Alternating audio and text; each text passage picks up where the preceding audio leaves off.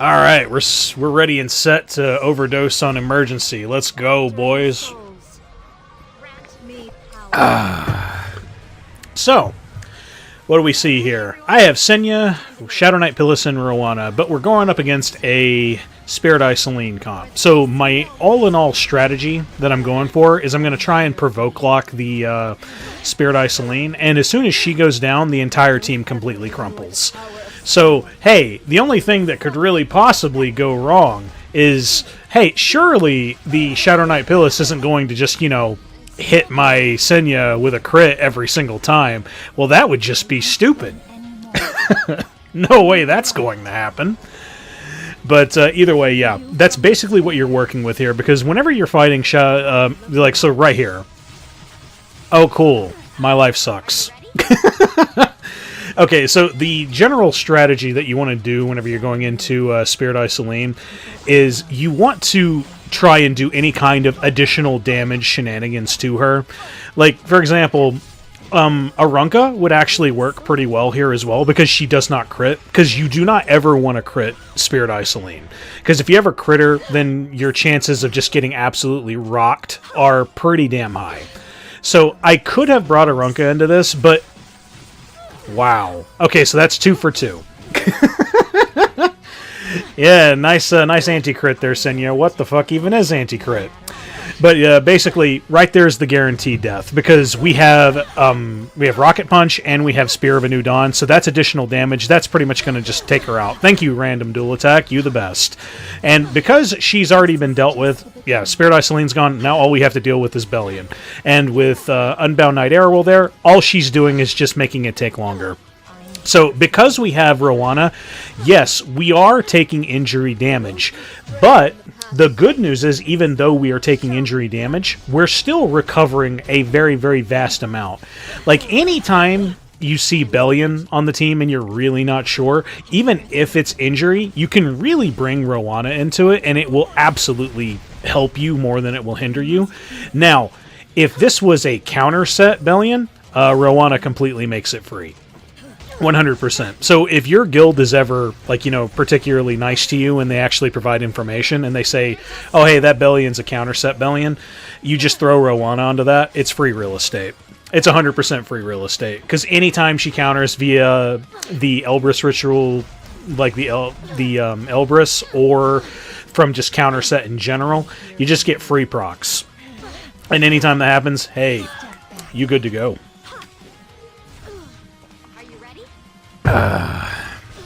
So right now, all we have left is Belian. Belian cannot do anywhere near enough damage to even really be considered a threat. She also has blind debuff here, so right here she's just going to kill herself, because she hits into the counter.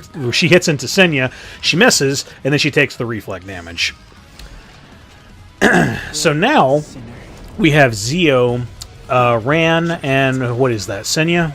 Yes, it is. So I usually like to bring Edward into any and all Ran comps. And the funny thing that you can also do as well is, because Ran is going in, he's going to hit this attack, but he also, gives himself attack buff and immunity. So that procs Rimuru. So whenever you do that, you pretty much give your Rimuru a free turn. And when you do that, I don't care how tanky your Zio is, you're dying to this, because there's no tanky Zios. So this hit right there, yeah, not a big amount of damage, but then there's the plus 10k. So either way you look at it, Zio is easy farm. The only thing that could possibly maybe perhaps survive that is if Unbound Knight Arowell was there, but even still, I think you'd still be able to kill him. And with that, yeah, Big Daddy Zio threat is already gone. So now I'm just going to go into Senya, and I quite frankly don't even care if I proc her or if I don't crit, because I have Destina here.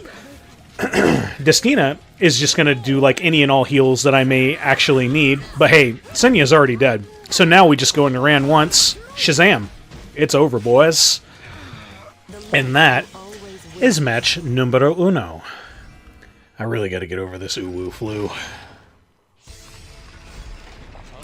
Okay, so then we have Ran, Savior Adin, and Mercedes. Now, what I do here ultimately works, but I would actually have to start recommending maybe perhaps don't do this. Because if this Magic for Friends right here didn't proc, I think I actually run a very, very serious chance of being one-tapped by the Adin. Because she would hit that into my Edward, who had defense break, and that would probably get him killed. So, in this particular instance, if you just go in with like any kind of like tank team of any kind, you would probably be better off. But hey, ultimately this works out. Or if you have like a reviver. So I could have probably used Destina here instead of Doris. That would have worked out as well. But hey, we're not going to talk about the what ifs. Everything that's happening is what's happening now. So we've already dealt with like, you know, the worst case scenario, which was the very start, and it all kind of worked out.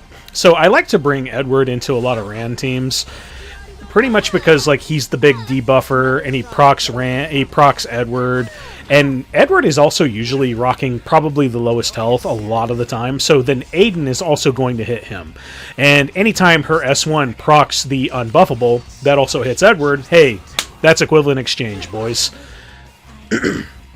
So it all kind of works out. But yeah, right here, like the whole match is still completely, totally in my favor, and I believe Magic for Friends is already procced. It should proc now after this Mercedes turn, so I can really kind of just take my time. And good lord, man, RNL is just the best artifact in the world, isn't it?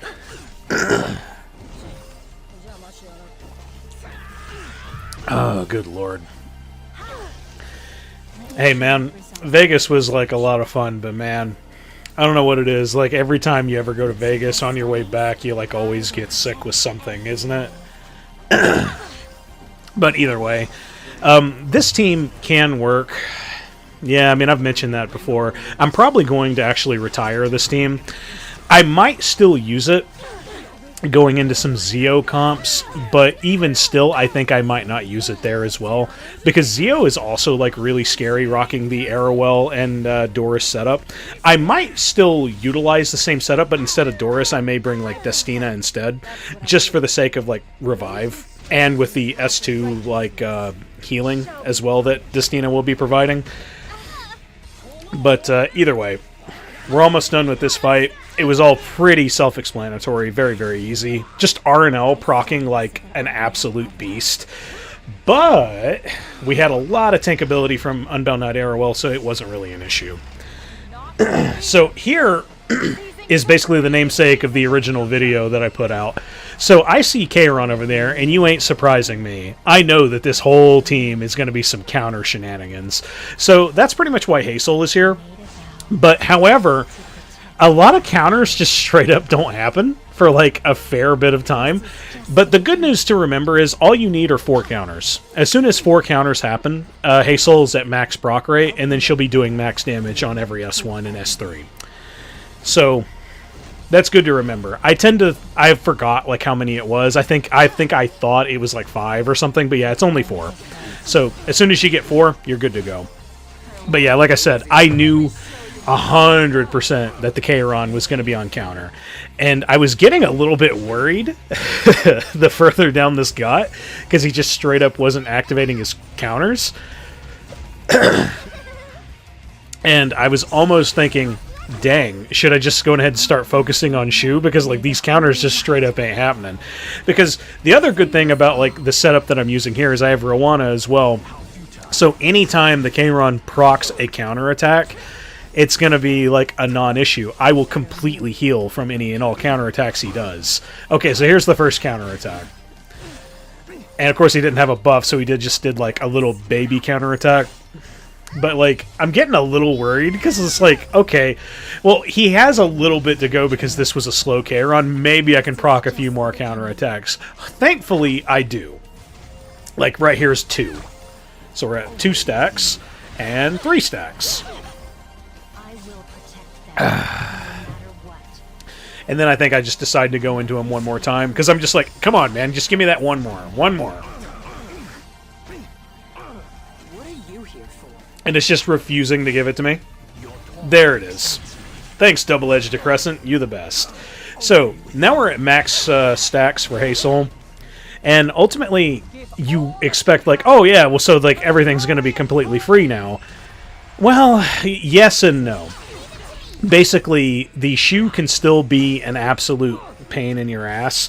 But fortunately, you don't have things like Senya here to like really mess up your other DPS with like debuffs or anything like that.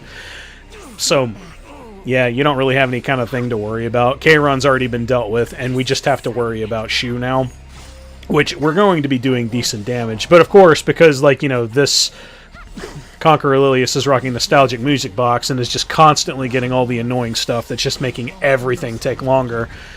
Oh boy, aren't you just the coolest character on the block? I, in all honesty, probably need to start investing into, like, Moon Bunny Dominil. I'm so sick and tired of, like, Conqueror Lilias' shenanigans. But yeah. You guys pretty much see, like, the gist here. Because I also do edit some of this fight down. As soon as the Choux goes down, the original footage, it just kept going on and on and on and on, because the Lilias just kept giving herself HP buff, kept giving herself barriers, defense buff, like every annoying thing that you could ever imagine, and it was just taking longer and longer and longer. And that's just the way it is sometimes, man. But like, we have the Choux completely locked down with provokes. We have a lot of heals going in. We have pretty much everything working out. I really, really wish that Hasol had, like, more utility like Shadow Knight Pyllis did, instead of just getting, like, her extra CR manipulation on counterattacks. I wish it was, like, all on additional attacks, counterattacks, and all that other jazz. But then it's like, you would argue, like, well, then what would the use for Shadow Knight Pyllis be? It's like, I guess I could understand that. Because, like, the big thing that Shadow Knight Pyllis also does is she also does, like, a cleanse. But either way, with that said, bye Choux. And right here, I think I just, I speed this up after this turn. And yeah, see, we went down to 38 turns remaining.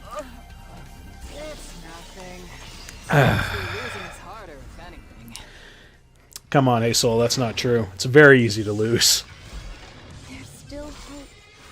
Now, Ahmed, Savior Adin, and Senya. So, this is an interesting idea, but, like, in all honesty, a lot of these crazy meta defenses are absolutely trivialized by Dark Corvus. Like, that's the one pretty big thing I've kind of noticed, is you could really Dark Corvus a lot of this stuff nowadays. I just try my best to not use Dark Corvus as frequently, because, like, Dark Corvus really does kind of feel like the easy answer. But, hey, that's neither here nor there.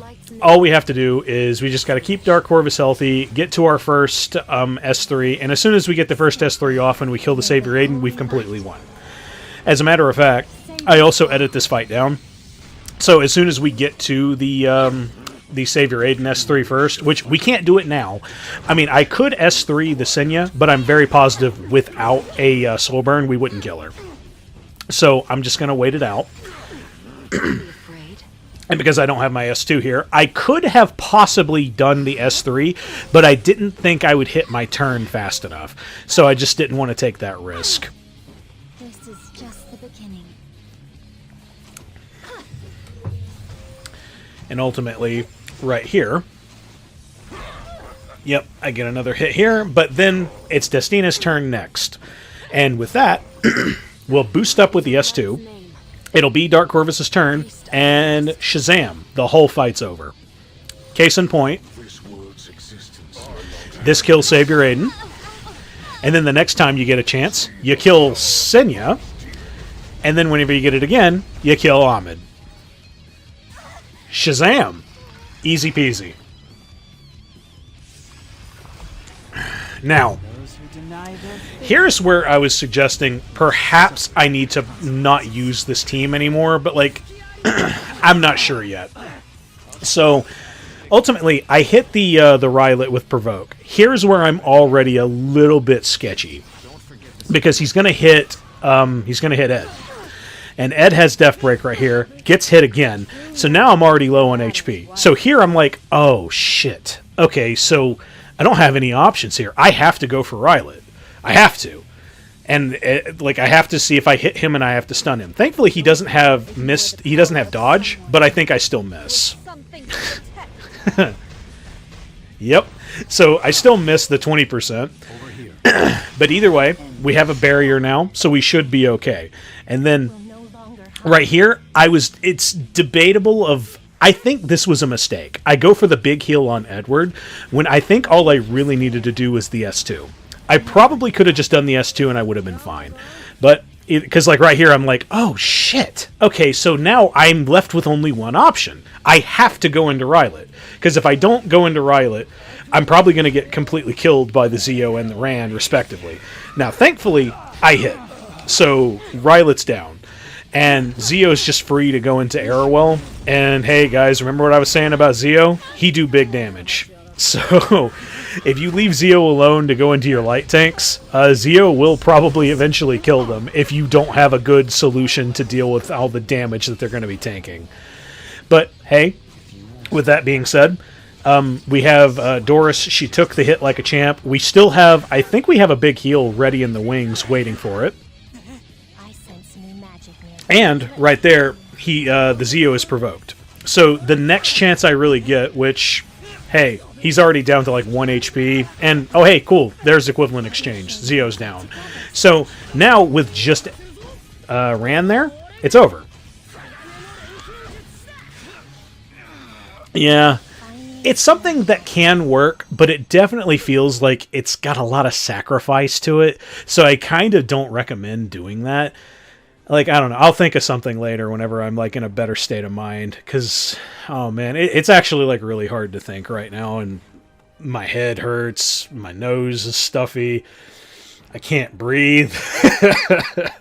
All that fun stuff. Damn you, ooh-woo flu. Damn you. And no, I don't have anything serious. I think it's just jet lag and probably allergies or whatever. Like, I should hopefully be completely over this by tomorrow. So, like, yeah, here's hoping by then I'll be good and ready to go. And hey, with that being said about the event, I did think of one thing. So yeah, the next time if I ever have to go to one of those events again and I have to do some kind of challenge for reading ad reads or whatever, I got a plan. I'll just sell it like Trump. Oh yes, the Amazon App Store. Oh yes, it's absolutely amazing, tremendous, incredible, truly tremendous, stupendous, absolutely amazing, just like myself. Yeah, just the best and the best. Yeah, see, you just got a whole bunch of words out without saying jack fucking shit, especially when you don't even know the product. So, hey, that works. But either way, I hope you guys like this video. If you did, please leave a like. If you want to see more of my content, go on ahead and hit subscribe. I'm going to go pass out. Later.